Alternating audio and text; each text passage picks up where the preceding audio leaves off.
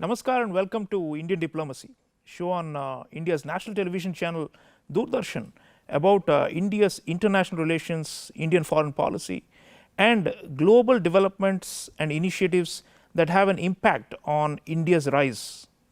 Viewers, in this episode, we are taking up China's gigantic Belt and Road Initiative, or BRI, which has completed 10 years in existence and is undergoing a major metamorphosis.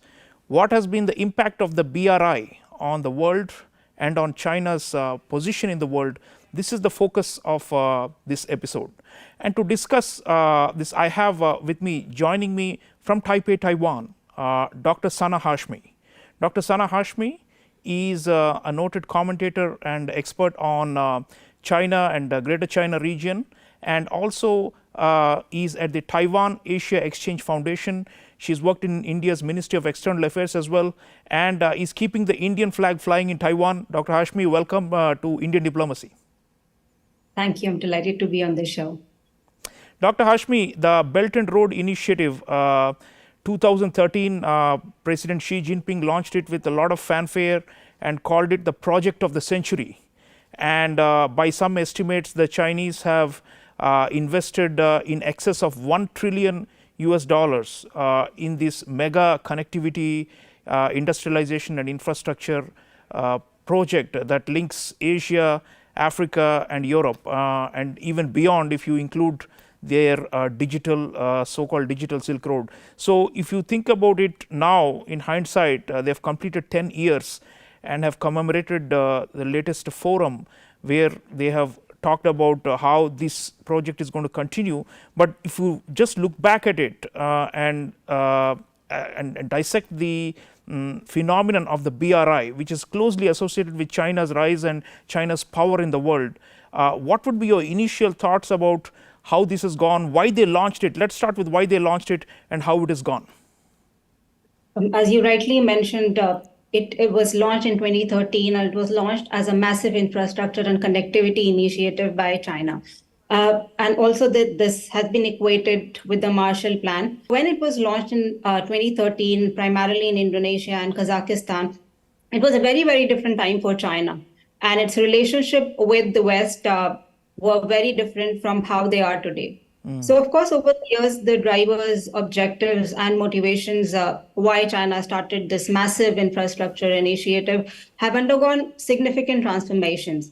But then talking of why was it actually launched, I feel that it could be driven by a number of reasons. There were a number of motives that China actually initiated such a huge infrastructure project. So in my view, the first reason was perhaps that BRI has been tightly linked to Xi Jinping's legacy.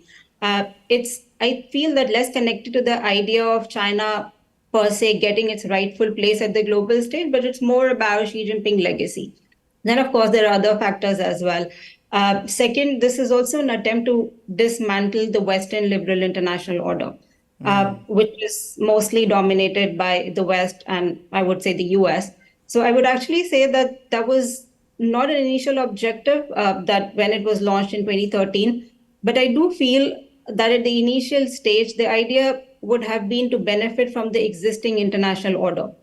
But over the years, the pushback that has been received by the Belt and Road Initiative, and a lot of Western countries have pulled out from the Belt and Road Initiative. So I believe that in the backdrop of this context, China has been trying to present itself as a custodian of a regional and global order that is not led by the Western countries. And the rules have to be set by the developing world. And when we say developing world, we are actually saying that China wants to set the rules of engagement with the world.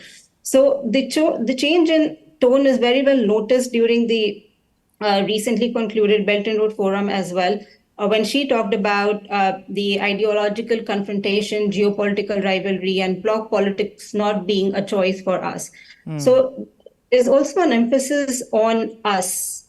So the projection of this idea that it has actually become something that is us versus them.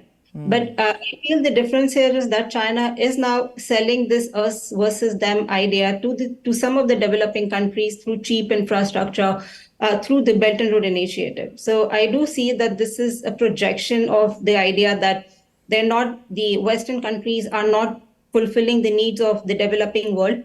And what they are instead doing is to focus on fueling the wars all over the world. We have Russia-Ukraine war now. We are seeing the war in the Middle East as well. And what China has been trying to project as that these countries are focusing on their geopolitical interests rather than the needs of the developing world. And right, yeah, Sana, let me interject there. I mean, obviously, this is also a geopolitical project, isn't it? I mean, while the Chinese say that it is purely economic, we know and we have seen around the world how this is closely linked to China's influence and expansion as a major, or what they call major power diplomacy.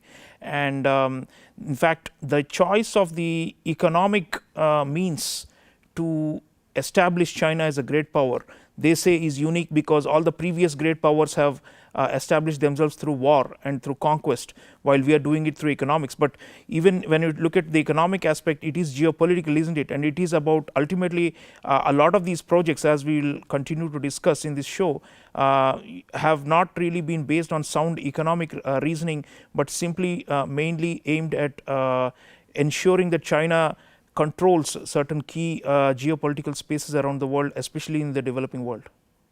No, definitely. As in, of course, as you mentioned, that economics is one of the major objectives behind it, the rationale that has been given by China. But this is not purely economics. And I would actually say there are strategic interests that are more important to China than economics. This is all about what they're trying to sell and what they're trying to project to the developing world. And in fact, of course, as in if you look at where the Belt and Road Initiative was introduced, it was in Indonesia, Southeast Asia, the Maritime Silk Road, and the land component of the Belt and Road Initiative was actually launched in Kazakhstan, Central Asia. So if you look at the strategic importance of these two regions for China is immensely important. You look at Central Asia. Central Asia, of course, we have, and when we talk about Belt and Road Initiative in Central Asia, China's cooperation engagement with Central Asia goes beyond Belt and Road Initiative. It was actually started in the 1990s when the Soviet Union was collapsed and how China fast-tracked its boundary dispute resolution with the post-Soviet states. So now we are looking at China, Central Asia, where China has actually become the largest trading partner, largest investor in the region. And Central Asia is also now kind of becoming a bridge between China and Europe as well. So there are strategic reasons as well. And also, if you look at Russia, specifically after Russia-Ukraine war, we are seeing that Russia is becoming a junior partner to China. So through investment, through infrastructure projects, this has been made possible that in a region like Central Asia, China is becoming a superior power than Russia. And then you have another example, that's Southeast Asia. Indonesia was a very, very important choice for Xi Jinping in 2013. And look at it, as an Indonesian president was at the Second Belt and Road Forum. And I feel that this is such a huge achievement for China that it was able to develop the first ever high-speed rail in the Southeast Asian region. But does it actually stop in Southeast Asian region? Of course not. It goes beyond Southeast Asia. It goes to the wider Indian Ocean region. Yeah, and of course, the parameters of the BRI have continuously expanded, just as China's core interests have been expanding as they define it. But viewers, one of the big fulcrums of the Belt and Road has been Africa. And lately, China has started to downsize its loans and investments under the BRI in Africa, and there has been a reduction compared to the early years of the BRI. And there is the problem of sovereign debt that is rising in a lot of the highly indebted African countries who owe so much to China now that China is unable to absorb the losses and is actually cutting down some of its initial grandiose and overambitious investments in the region. Let's watch this report about the BRI in Africa and continue the discussion. Chinese sovereign lending to Africa fell to the lowest level in nearly 2 decades, according to data from Boston University's Global China Initiative. The figures underscore Beijing's shift away from a decades-long big-ticket infrastructure spree on the continent. The drop in lending comes as several African nations struggle with debt crises. China's own economy is also facing headwinds. Africa has been a focus of President Xi Jinping's ambitious Belt and Road Initiative. It was launched in 2013 to recreate the ancient Silk Road and extend China's geopolitical and economic influence through a global infrastructure development push. Boston University's Chinese Loans to Africa database estimates Chinese lenders provided $170 billion to Africa from 2000 to 2022. But lending has declined sharp since a 2016 peak. 9 loans totaling $994 million were agreed last year, marking the lowest level of Chinese lending since 2004. African governments largely welcome Chinese lending and infrastructure projects, but Western critics have accused Beijing of saddling poor nations with unsustainable debt. Zambia, a major Chinese borrower, became the first African country to default during the global health crisis in late 2020. Other governments, including Ghana, Kenya, and Ethiopia, are also struggling. China, meanwhile, is facing its own problems at home. Policymakers are struggling to revive growth amid persistent weakness in the crucial property industry, a faltering currency, and flagging global demand for its manufactured goods. However, the decline in loans does not necessarily mean an end of Chinese engagement in Africa. The Boston University analysis found trends including fewer loans over $500 million and more focus on social and environmental impacts that appear to reflect China's stated push towards a more high-quality, greener Belt and Road Initiative. So viewers, there's been some major adjustment in the Chinese BRI, and what we are seeing is there is a shift from what they had initially, which is focused on physical infrastructure, big dams, big highways, tunnels, bridges, railroads, airports, and so on, and big convention centers in many developing countries, especially in Africa. And now, as we are seeing, the debts, the bad debts have piled up. China is unwilling to write off the debts and is therefore now trying to downsize its risk. And is also bringing in other elements, because the criticism has been that China has been spreading a lot of pollution throughout the world by financing more and more coal-fired power plants. So coming back to Dr. Hashmi, Africa, a lot of these countries, very, very low income countries, initially lapped up happily the loans that the Chinese were throwing at them. But now they have realized that they took on a lot more debt than they could afford and are unable to repay the Chinese. And now, so there's all these agonizing negotiations going on with how to roll over the debt and how to restructure the debt. And in some cases, some of these countries have come perilously close to financial collapse, and as much as 40 to 50% of the GDP is owed to China now in the form of debt. So when you look at this, they say on one hand that China helped build the infrastructure and spurred growth and trade in Africa. But on the other hand, you have this, if you take a longer term view, over 10 years is sufficient time for us to make a judgment. It does look like a kind of neo-colonialism. So the debt trap, the term is not wrong if you look at a lot of these countries that we just heard about, and there are many others that are in line, and they seem so totally trapped in this, in the sense they are unable to emerge out of it, because the Chinese don't cancel the debt. They simply say, okay, we will restructure and we will roll it over for you to repay in the future. So they've been very, very tight when it comes to demanding the money back, and this has not been good for all these developing countries. That's absolutely a major concern, and this is actually a fact. This is not just a narrative that's being established by countries that are opposing Belt and Road Initiative. There are substantial reports and evidences that countries in Africa, countries in Southeast Asia are actually becoming debt trapped. And we have already seen the example of Hambantota port that has been leased to China for 99 years, which is so strategically important for India in the Indian Ocean region. So definitely, I do feel that China has been using the Belt and Road Initiative as a weapon. So it's also a form of economic coercion, if we could call it. There are countries that are looking for cheap infrastructure. Initially, they actually think that this is infrastructure, this is money without no strings attached. But is it really? We have been seeing at least since 2017, 2018, that countries are realizing that this is just not very feasible for us. We are actually moving towards economic collapse. But then I do not really see any kind of solution to these countries because these countries are economically weaker countries.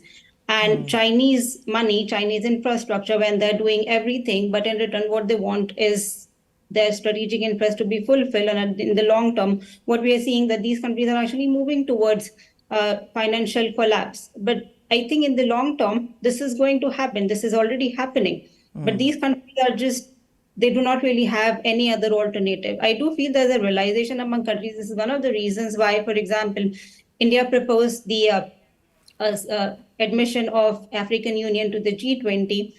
There was so much enthusiasm because it was seen as a ray of hope for these countries to actually collaborate with the Western world. And this is one of the reasons why India is actually seen as a credible alternative country that is providing a counter to the Belt and Road Initiative and actually a bridge between global South and global North, the developed world and versus the developing world. Yeah, and Dr. Hashmi, there's also the question of the Chinese economy itself. We saw in the report that China's own economy has come to a screeching slowdown, if not a complete halt, and the projections medium to long term are the new normal is going to be just 2 to 3% annual GDP growth in China. The same China which at the time when the Belt and Road was launched 10 years ago was clocking 7, 8 or even 10% per annum, breakneck speed of economic growth is now much slower. The structural fundamentals are weak, the demographics are getting worse for them. So in that sense also, the second so-called second BRI 2.0, President Xi Jinping already has said that we are going to do quote unquote small and beautiful projects only. So it looks like there's a reality check, and they are unable to actually sustain the pace of lending and the kind of debts that they had accumulated as a creditor. And I think it does look like the BRI, if not, is not going to vanish or not, but certainly is not going to have the same kind of attraction because the money is drying up. And in fact, many people noted that this time the 2023 Belt and Road Forum in Beijing only had 23 heads of government and state in attendance, when the previous one in 2019 had 37 heads of states and government. So if presidents and prime ministers are not showing up anymore in China for their grand celebrations of BRI, it does mean that they are realizing that maybe the moolah is not going to come anymore. No, of course, Chinese economy slowdown is also one of the major reasons why we are seeing that a lot of big projects have actually taken a hit. But also on the question of not a lot of world leaders attending the Belt and Road Forum, I would say that China is also kind of content with the number of attendees it has been able to receive this year. Because if we look at the broader engagement of what China has been doing in the past couple of years, specifically after the pandemic, the first visit that Xi Jinping actually took after 3 years was in Central Asia. So I feel that it is more about gathering like-minded friends, countries that are more receptive to the idea of Belt and Road project. But of course, that doesn't really, we can't really overlook the fact that Chinese economy is also suffering, and it will have direct impact on the Belt and Road funding. So this is one of the reasons why we're also seeing within the China-Pakistan Economic Corridor project, 20% of the projects within the CPEC are either delayed or just cancelled. So I think it's actually the flagship project. When we talk about BRI, we first talk about the CPEC. But apart from that, apart from the funding issue, apart from the slowdown of the Chinese economy, I also feel there is this realization that this is not a good time to start big projects involving multiple countries across regions. If you look at the participating countries that actually participated in the latest round of the Belt and Road Forum, I do feel that it's quite inconsistent and scattered. We saw that there was Vietnam, Indonesia, and Cambodia from Southeast Asia, and they have been actively involved in the Belt and Road Initiative projects. Then countries like Philippines is absent and maintaining some distance, specifically under the new administration and after the South China Sea became such an issue between China and the Philippines. But then if we go beyond the region, we have Europe. From Europe, there's still Hungary that's been a very consistent part of the Belt and Road Initiative. But at the same time, we have entire European Union, that there are countries within Europe, they are talking about de-risking. And in fact, pulling out of the Belt and Road Initiative is a huge setback. So I feel issues like these, and then of course corruption, debt trap diplomacy, then the environmental issues that have become a major cause of concern for China and the countries that are a part of the BRI. Right. It's right. So it's no longer the kind of the biggest game in town as it used to be, the BRI. But viewers, coming to India and to our concerns, we have consistently opposed the BRI, and we have not joined the BRI because it impacts on India's sovereignty and territorial integrity, and it's also seen as a kind of a containment or encirclement of India by China using economic means. On this point, I'd like you to watch a small video about Chinese BRI lending in South Asia. And let's watch this video about what's been happening in India's neighborhood through the BRI and come back to the discussion. The possibility that Chinese loans to Pakistan, Sri Lanka, and other countries in India's immediate neighborhood could be used as leverage has deeply concerned the United States. U.S. State Department Counselor Derek Chollet stated that we have been very clear about our concerns, not just here in Pakistan, but elsewhere all around the world, about Chinese debt or debt owed to China. Money lent from China has many strings attached. Firstly, Beijing lends at higher interest rates than those charged by the IMF and the World Bank. Secondly, the system does not follow the standard lending-borrowing procedure, which only magnifies the risk of the borrower in failing to return the amount. When the borrower defaults, it is then that China's tried and true debt diplomacy comes into play. For example, this new Chinese loan to Pakistan comes after China demanded repayment of 55.6 million USD for the Lahore Orange Line project by November 2023. Spiraling deeper into the Chinese trap, Pakistan appears to be blindly following Sri Lanka's path to its worst financial crisis in decades. China has given billions of dollars in the form of concessional loans to developing nations, mostly for large-scale infrastructure projects. When these countries struggle to make the payments, Beijing is able to demand benefits or concessions in exchange for debt relief. For example, Sri Lanka was compelled to cede control of the Hambantota port project to China for 99 years because of its sizable debt to Beijing. This gave China control over a crucial port and a strategic foothold, along with critical waterway for trade and military transportation. So viewers, China has been grabbing strategic real estate from debtor countries that are unable to repay, and this is quite evident from what is happening in our own neighborhood in Sri Lanka, Pakistan and other countries. So Dr. Hashmi, we know the problem. We know that the BRI has been a way to establish Chinese hegemony, and we in India have opposed the BRI. We have never joined it. The Chinese wanted us to join and had applied a variety of means of pressure as well as inducement to get us to join, but we have stayed out, and so have other like-minded democracies in the Indo-Pacific. So I'd like you to conclude by talking about the problem in South Asia and whether India, Japan, the US, the Quad countries, the Europeans, we all say that we are for a free and open Indo-Pacific, but on the other hand, the BRI is laying the conditions for an unfree Indo-Pacific and probably an a colonized or a imbalanced Indo-Pacific. So what can we do now? We have problematized it enough, we have critiqued it enough, and many countries are realizing that it was a bad dream to take the money from the Chinese. But now what? I mean, what kind of alternatives can we do? We've recently had the India, Middle East, Europe Economic Corridor, which is on the western side. There is the Indo-Pacific Economic Forum launched by the Americans, which we are part of in the Indo-Pacific in the Eastern Indian Ocean and beyond. But then ultimately the question is, what more can we do now? Now that the BRI is slowing down, now that the Chinese are in trouble financially, is this the right time for us, like-minded countries, a coalition, to come forward and put a real robust alternative so that poorer countries are not continue to be victims of China's hegemonic policies? I do feel this is the right time for countries to do something. And in fact, India, as you rightly mentioned, India was the first country to oppose the Belt and Road Initiative, and it has never sent any level of representation to any of the Belt and Road Forum. Other countries did send, but eventually they also realized that it is not beneficial for their own interest and for the global interest. So I do feel that India kind of set a precedence for other countries to oppose the Belt and Road Initiative and see how, for what it is.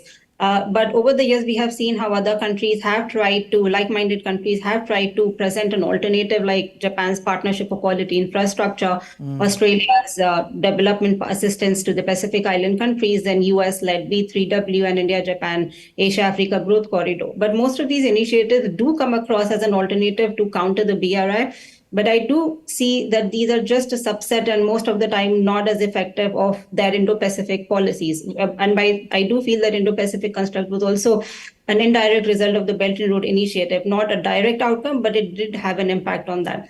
So progress has not been really made in terms of presenting a counter to the Belt and Road Initiative, and it is definitely important to come up with a collective solution. And also, and you rightly mentioned about the India Middle East Europe corridor, which is definitely one of the could be the most effective alternatives to the BRI. But when we talk about the 10 years of the Belt and Road Initiative, and we talk about BRI not going away, we also have to keep in mind that transparency, violating sovereignty, debt issues, these are the issues that are not going to go away. Yeah, and human rights as well, Dr. Hashmi, in many of these countries, especially where there is ethnic strife and all that, the China's BRI has led to crushing the rights and sentiments of those who are struggling for equity and ethnic equality in their countries. So indeed there are lots of issues. So viewers, what this discussion is bringing out is that there needs to be a counter, a solid and a concrete counter to the Belt and Road Initiative, and perhaps the slowdown of the BRI as a result of China's own misdeeds is laying the foundation for some kind of an alternative to emerge, because now we can compete better, not when the Chinese were at the peak, but now when they are in relative decline. So there's much that we can do as democracies. I want to thank Dr. Sana Hashmi for sharing valuable insights. Thank you so much, and thank you for your work to promote India-Taiwan ties. Thank you so much.